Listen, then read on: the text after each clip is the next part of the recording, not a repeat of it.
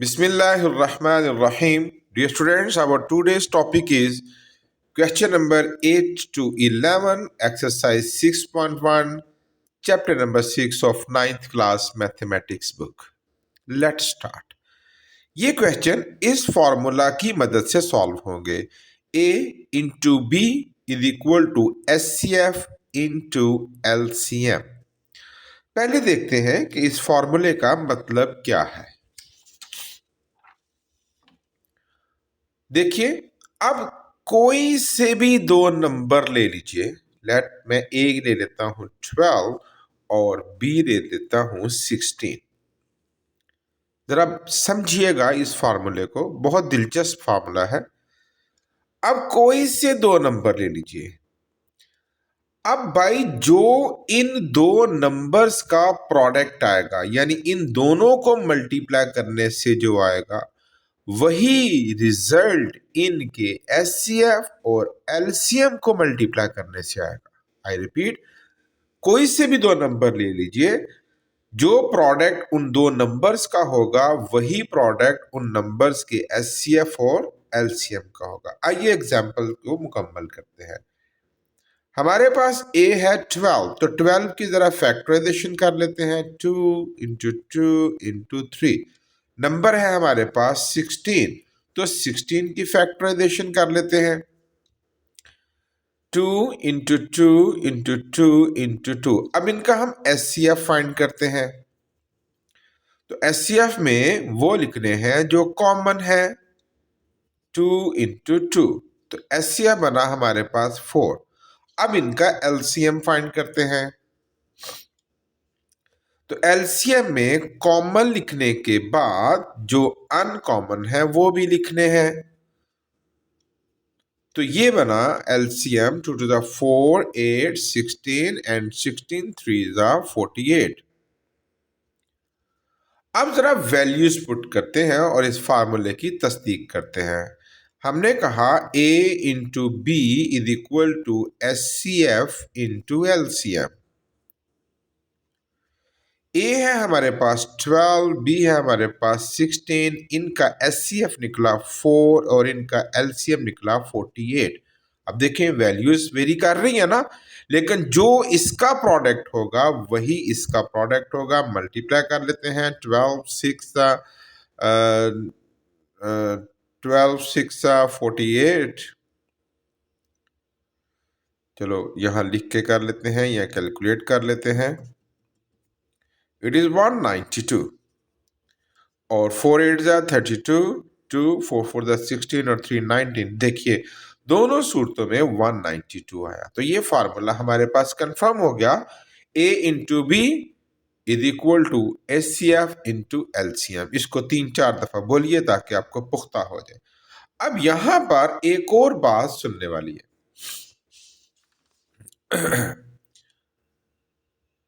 अगर पेज जी चले यहां करते हैं. ये 4 वैल्यूज हैं, A B S C F and LCM. इन 4 में से अगर मैं किसी और को सब्जेक्ट बनाना चाहूं, लाइक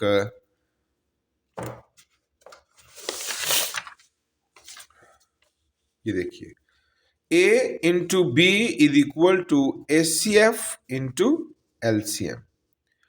अगर मैं b को सब्जेक्ट बनाना चाहूं, यानी b एक तरफ हो जाए और बाकी तमाम टर्म्स दूसरी तरफ चली जाए, तो बनेगा S C F into LCM over a. इधर मल्टीप्लाई कर रहा है, यहां आके डिवाइड करेगा. या यूं भी कह सकते हैं कि अगर इन 4 टर्म्स में से a दिया हो, एचसीएफ दिया हो, एलसीएम दिया हो और b मालूम करना हो तो फार्मूला यूं चेंज हो जाएगा, जो कि आप खुद ड्राइव करेंगे. अगर कभी मुझे a मालूम करना हो तो बन जाएगा एचसीएफ इंटू एलसीएम ओवर, अब b वहां जाकर डिवाइड करेगा.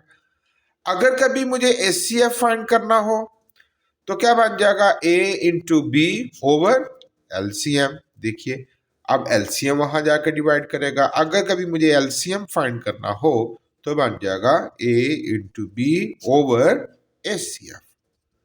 यानी इन 4 वैल्यूज में से अगर 3 गिवन हो तो चौथी मालूम करने का तरीका मैं आपको बतला रहा हूं और इन्हीं मेथड को यूज करते हुए हम क्वेश्चंस को सॉल्व करेंगे। Let's start the question.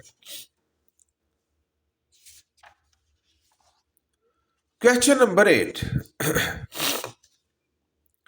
पढ़ना जरा तवज्जो से है आपने। Okay, the LCM and HCF of two polynomials P of x and Q of x, ये दो पोलिनोमियल्स हैं और उनका एचसीएफ और एलसीएम दिए हुए हैं। तो पहले किसका जिक्र हुआ? एलसीएम का। तो यहां पहली वैल्यू किसकी होगी? एलसीएम की।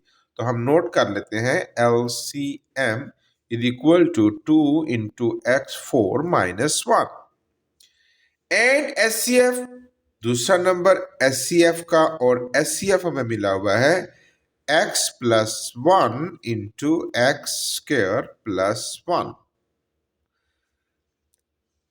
इफ पी ऑफ एक्स, अब हमारे पास जो पी ऑफ एक्स है यानी ए कह ले तो that is X cube plus x square plus X plus 1, और फाइंड क्या करना है? क्यू ऑफ एक्स फाइंड करना है।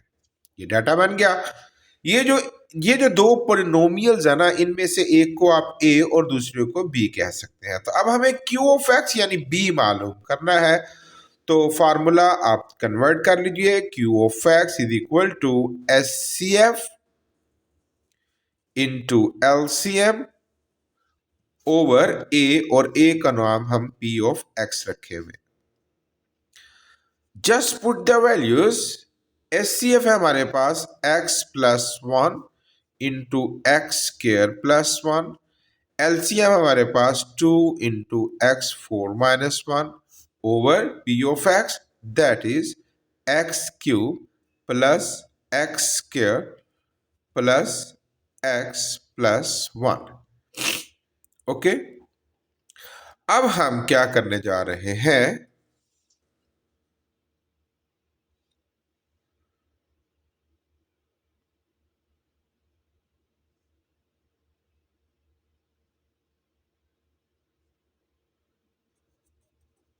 दो मेथड है, इसको फैक्टराइज कर लें या इसको, चले हम इसको फैक्टराइज कर लेते हैं। X plus 1 into x square plus 1 into 2 into x 4 minus 1 over, आप देखिए इन दोनों में से एक्स स्क्र कॉमन है, अंदर बचेगा एक्स प्लस 1 कॉमन, अंदर बचेगा x plus 1। X plus 1 into x square plus 1 into 2 into x 4 minus 1 over x plus 1 common और अंदर बचेगा एक्स स्क्र प्लस 1। तो आप देखिए ये इससे कट गया, ये इससे कट गया, तो हमारे पास क्यू ऑफ एक्स यानी सेकंड पोलिनोमियल क्या बचा? 2 into x 4 minus 1। It is our Q of x यानी बी। बहुत आसान है। फिर देखते हैं question number 9। Let P of x यानी ए दिया गया हमें। ओके, तो पी ऑफ एक्स है हमारे पास 10 into x square minus 9 into x square minus 3x plus 2। Q of x और बी भी दे दिया है उन्होंने हमें। बी है हमारे पास 10x into x plus 3 into x minus 1 whole square. If the HCF of P of x and Q of x is, अब ये वैल्यू कौन सी है? एचसीएफ। डेटा फाइंड करना है आपने पहले। एचसीएफ है 10 into x plus 3 into x minus 1। Find their LCM. तो फार्मूला जरा लिखवा दीजिए। LCM is equal to a into b over HCF. अब ए इंटू बी या p of x into q of x दोनों में कोई फर्क नहीं, तो just put the values. A है हमारे पास 10 into x square minus 9 into x square minus 3x plus 2 multiply bye B है हमारे पास 10 × x + 3 × x - 1 ओवर ACF, और ACF है हमारे पास 10x × x + 3 × x 10 × x + 3 × x - 1। Okay, तो आप देखिए कि 10 कट गया, x + 3 कट गया, और x - 1 यहां पर हमारे पास जो q ऑफ x है that is 10 × x + 3 × x - 1 whole square है। ये देखिए यहां पर, तो x - 1 ने ये इस स्क्वायर को काट दिया, ये 2 टाइम्स है ना, तो बाकी जो कुछ भी बचा that is our LCM, that is 10 × x² - 9 × x² - 3x + 2 × x - 1, it is the LCM। Okay, यहां 10x था तो ये x b कट गया। ओके, ये देखिए b था हमारे पास 10x × x + 3 × x - 1 whole square.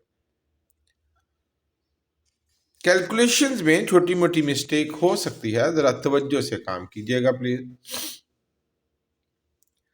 Question number 10. Let the product of LCM and SCF of two polynomials be this.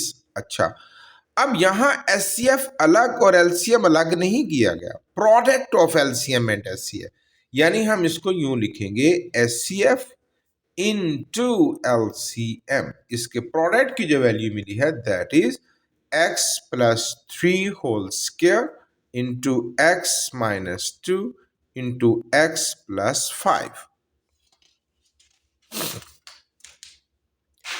or if the polynomial is this and the second polynomial is this, find the value of k।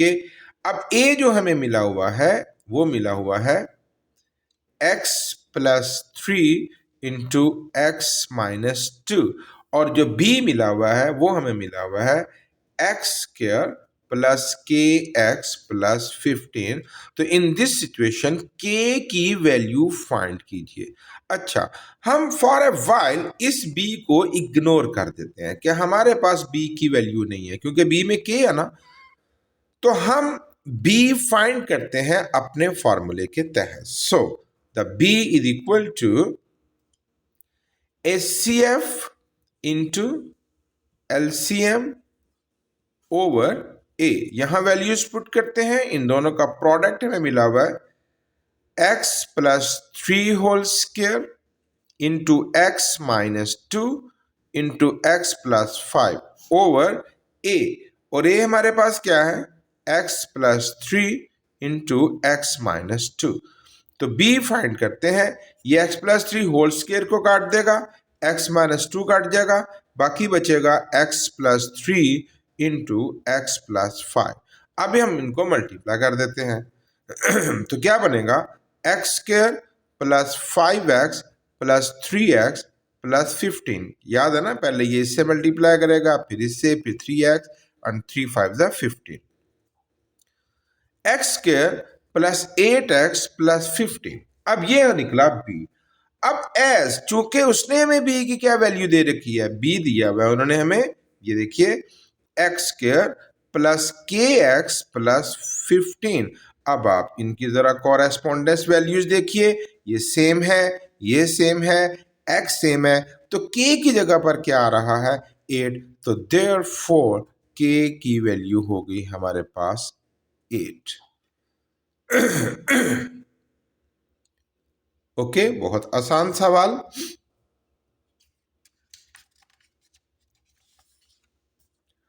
उसके बाद है question number 11।